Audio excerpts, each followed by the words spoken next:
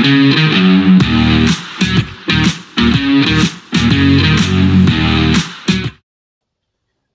welcome back to the SuperCoach Enough channel. In this video we're going to do the NBL review for round 6.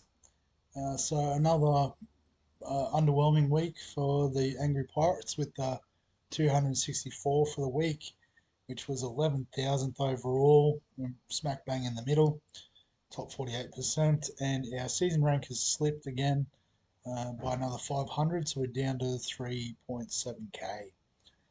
So if we have a look at the team and where I guess it went wrong, for lack of a better term,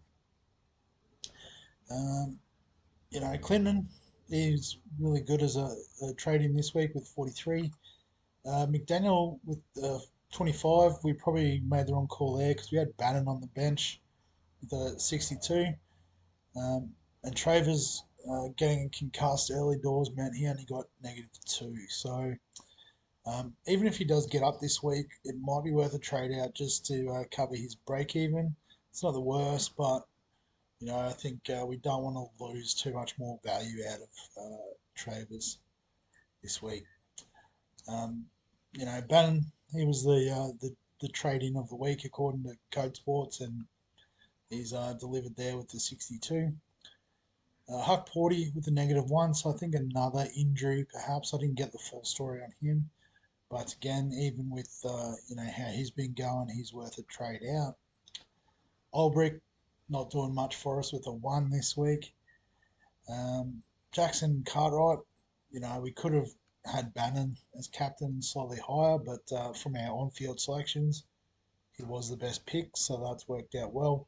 Crawford with the 30, just outscoring Doyle with that 27, so that's good enough.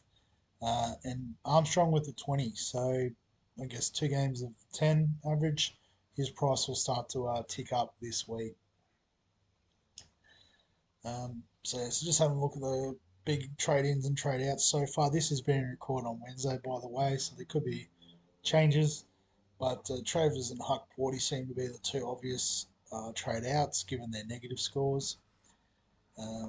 Anthony Lamb, most popular trade-in, offer 72, negative break-even. That's pretty decent. Bryce Cotton, for those looking for a guard, he was the highest score or highest price player in the league for a reason. 73 last round. Harrison, scored 60 last round, but I think he's just in there while Aaron Baines is on suspension, so not sure how long that's got to go. Menenga is a cheap option in the centre, so probably, I guess, trading out for Olbrich, with the break even probably makes sense, but Olbrich's break even isn't terrible, so, don't know about that one. And Doolittle, he was a 57 last week, negative break even, could be a decent option. Why is Clinton being traded out? What's going on there? People just cashing out, maybe. Don't know, that's weird. Cool. But I guess for our trades, we are going to get rid of Travers and Huck Porty. And I think we're going to follow the crowd a little bit and get Lamb in. But I also want to get the big source in. We couldn't get him in last week, but I think this is the week. Obviously, we need to make some money. So I think to do that, we're going to boost. So then the question is, well, who do we trade out here? So I think if we go Olbrich, we can't afford anyone, so that's not an option. Perhaps if we get out of McDaniel, go real cheap option. So filter, where is he? Players I can afford. There is a couple of options like Maluach coming off a 36-point game, but average, or 36-point week, but you can see he's played 9 games and is averaging 6. So it doesn't fill me in confidence about the long-term prospects. Someone like Gak, maybe, averaging 10. You're going to be closer to something that might be serviceable. After that, there's not really that much that's interesting. Newly, what's going on there? Averaging 2. Yuck. Henschel, I think a few people getting out of that pick this week. I saw too. Just I guess didn't play. So if you're not playing, you're not playing. You're not scoring. What if we trade to the centres? Sikorsky, he looks like a bit of a tall timber, but 3 round average. I just saw the 3 round average. Is that something we should look at? 5 round average of 18. Okay, so yeah, maybe Gak. So I mean that's just one option. The other option is if we get out of say a Doyle. This gives us a bit more flexibility with the 248,000. So looking at go by 3 round average maybe. So someone like a Kuo from uh, Cairns. So I guess that makes sense that hasn't played so many games, but the 3 round average of 40. I'm guessing that's based off double game weeks because he's only averaging 19. So that's probably something to consider. Maybe we have to go by this average. This is more representative. Um, Clark from Melbourne didn't do well this week. Maybe if we go by break even, see where we can make some money perhaps.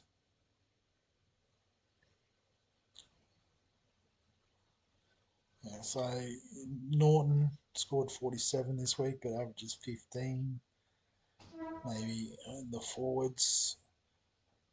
So you got options like this Doolittle scored 57, but is only averaging 17. Um, the other one that I guess has piqued my interest, um, and I guess we did have him in the team, is Saar. So he scored a 41 on the weekend, so he's averaging 19. Break even of 7 means he'll make a little bit of money, but he also gives us that bit of extra flexibility with being able to play him in the centres if we need to. So you know he's been talked about as a future number one for a reason. It might just be a case of if we look at what's his 5 round, 3 round average. So 5 round average of 26, 3 round of 20. So he must have had a flat game there somewhere. 6 against Brisbane would probably do it. So 49. So maybe the double game week. I think this is what it works out as. But yeah, so we could go back to that well too. So if we did that, 3 trades, only one boost left, but that's fine. We're not stressing about that. Then I think the decision would be: do we start Bannon, who seems to be carving up at the moment, over say Clinton? Based on averages, you probably would look at that. I guess the thing is, everyone just plays one game this week too, so it does make it nice and simple. Um, and particularly now, if we get rid of Doyle, what this does is it sort of brings a bit more balance. So, you clearly got the two starting guards, the two bench guards. Maybe, a bit of a three-way swing for the forwards, but that's cool. And the big source is obviously the man. So he's definitely our captain. I think Jackson Cartwright can continue at the VC there. And particularly, playing Friday night, can always have a look. And if he's scored well, we don't really have a loophole. Maybe that's something we could do, trade McDaniel for the loophole. Instead of bringing Saar. Let's have a look at it, see how it fits. So Travers, Porty outs, and the main guys, Lamb, Williams and Lamb, and then what was it, McDaniel out. So yeah, we've got 3 guys here we can rotate through the forwards comfortably enough. So if we just go all the way down to what are we, it's bottom dollar, 58.5. It'd be great if we knew one of these guys was no chance of playing. That'd make me feel a lot better about it. Thought we had one there, but let's go by total points actually. Alright, so it starts here and goes down. Anderson just injured, that's not ideal.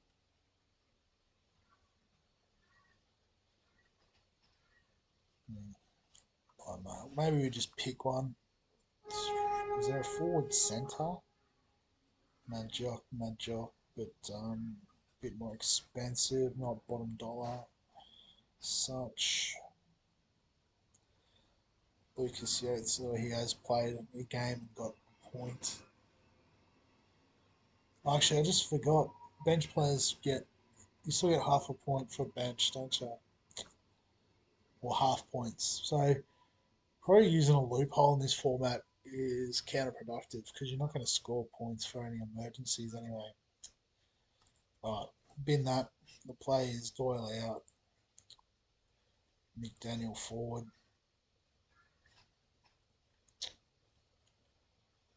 Well, actually, was there any guards at the don't think so from memory, was there? Yeah, they're all a bit out of price. Oh no, sorry, break even, wasn't it? Norton, maybe.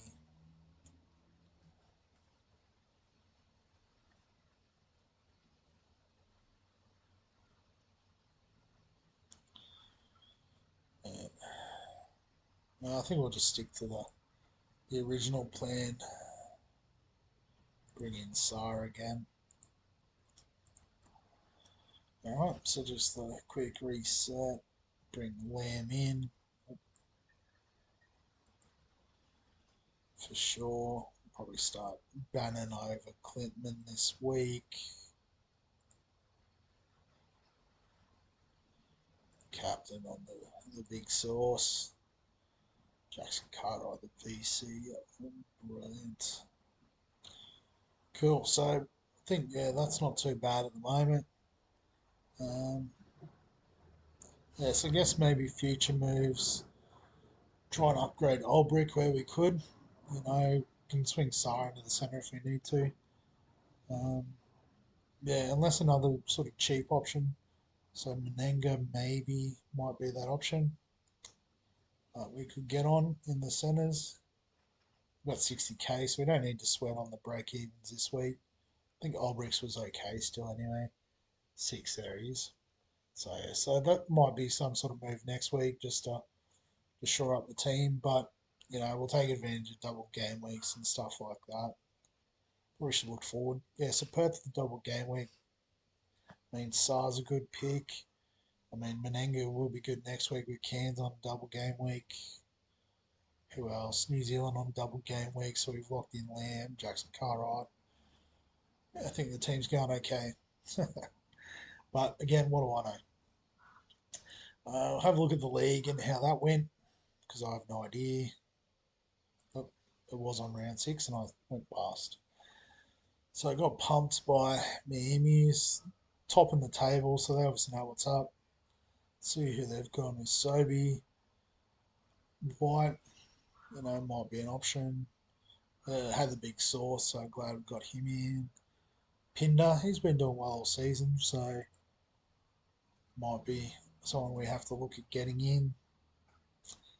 Had Bannon on the bench, Jackson Cartwright the captain. Had Saar as well, which is handy. So yeah, it looks like a pretty strong team there. Obviously, should be following what they're doing. And yeah, top score for the week too, which is nice. But I wouldn't have beaten too many this week. Maybe Cotton's Cons. What's going wrong there?